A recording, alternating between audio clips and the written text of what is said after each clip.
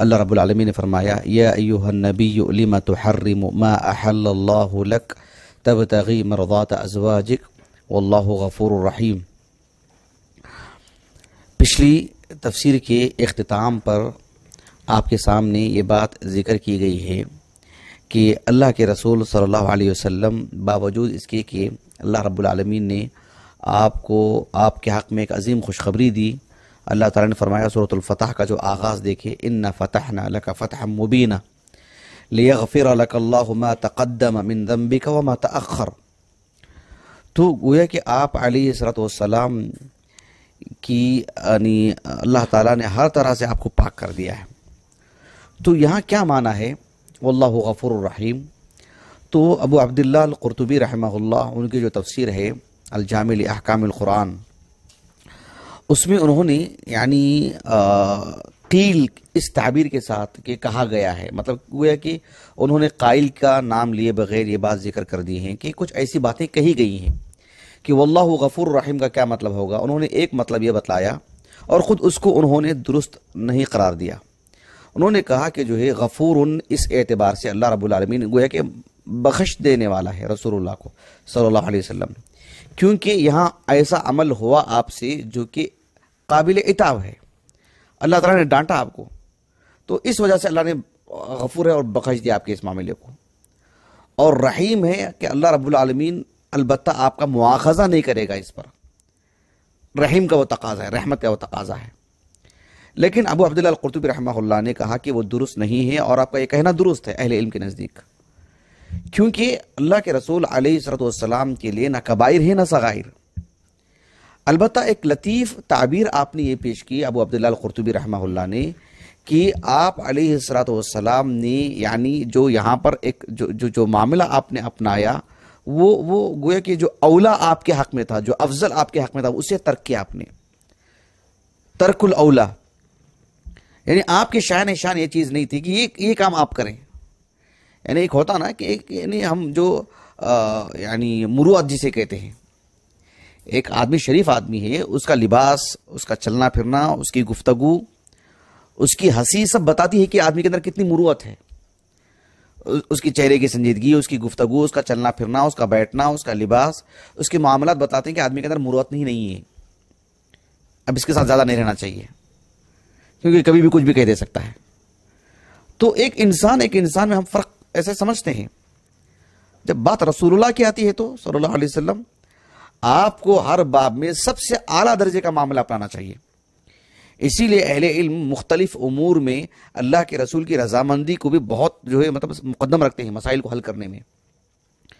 مثلا دیکھو اللہ کے رسول صلی اللہ علیہ وسلم نے جو حج کیا تھا وہ حج قران ہے، لیکن آپ نے تمنا کی تھی حج تمتع کی، تو اہل علم کے مابین یہی معاملہ رہا ہے کہ جو ہے آپ علیہ السلام نے اسی کی تمنا کریں گے نا جو افضل ہے، تو گویا کہ آپ علیہ السلام کی تمنا، آپ کی خواہش، وہ بھی ایک معنی رکھتی ہے شریعت کو سمجھنے میں۔ تو یہاں آپ علیہ السلام کا اس جو اولا جو آپ کے لیے جو چیز ہے، افضل جو آپ کے لیے چیز تھی، اس کو ترک کرنا، اس وجہ سے اللہ سبحانہ و تعالیٰ نے یہ اسلوب اختیار فرمایا کہ واللہ غفور الرحیم۔ کیونکہ معاملہ کیا ہے کہ اللہ کے رسول ایک مخلوق ہیں، ٹھیک ہے، ایک بشر ہیں، ٹھیک ہے، لیکن عام بشر نہیں ہے نا، اللہ کے رسول ہیں آپ سید المرسلین ہیں، آپ کی تربیت اللہ نے کی ہے، آپ کے ہر معاملے کی حفاظت اللہ فرماتا ہے۔ آپ پر گفتگو کرنا، آپ کس کے حق میں گفتگو کر رہے ہیں؟ آپ کے بارے میں کچھ بولنا، آپ کس کے بارے میں بول رہے ہیں؟ بات واضح ہو رہی ہے آپ کو؟ اسی لیے اتنا نازک ترین مسئلہ ہوتا ہے یہ۔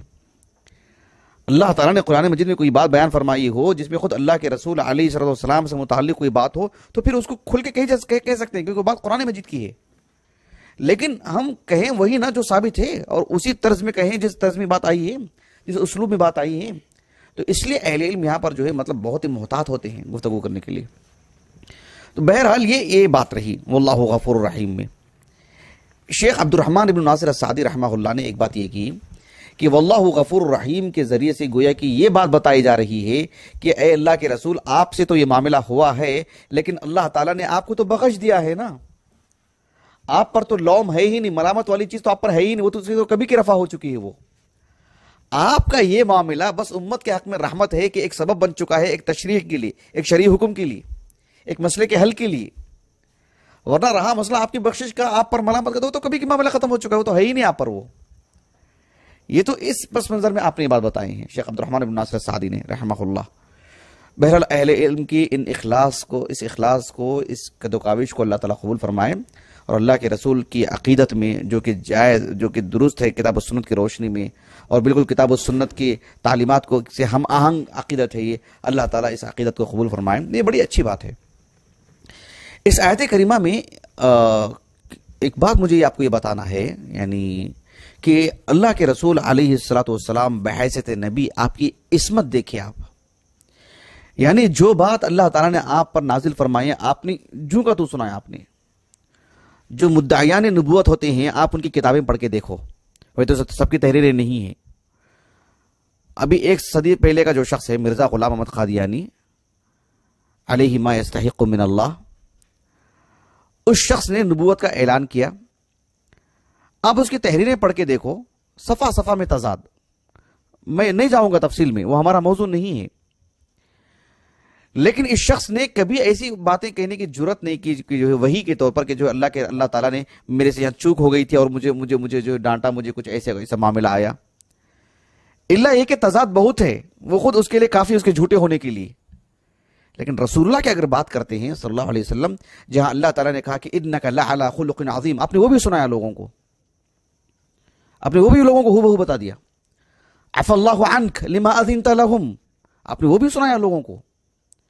جو آپ پر نازل ہوئی سب سنایا آپ نے، کوئی چیز چھوڑا نہیں آپ نے. اس آیت کریمہ کو بھی دیکھو، یا ایھا النبی لما تحرم ما احل اللہ لک. ہم کسی کے عزیز ہوں، کسی کے قریب ہوں، ہم دو لفظ ہمارے خلاف نہیں سن سکتے. انسانی طبیعت کے اعتبار سے میں بات کر رہا ہوں. لیکن رسول اللہ ہوتے ہیں، وہ ان کا کام امانت داری کے ساتھ اللہ کی بات لوگوں تک پہنچانا. آپ اس صحیح مسلم کی حدیث کو سامنے رکھیے، کتاب الایمان میں اس حدیث کو لائے ہیں امام مسلم رحمہ اللہ. مسروق رحمہ اللہ کہتے ہیں کہ میں ٹیک لگا کے بیٹھا ہوا تھا اور ام المومنین عائشہ سے میری گفتگو ہو رہی تھی. کچھ حدیث کافی طویل ہے، میں پوری حدیث نہیں سنا رہا ہوں آپ کو.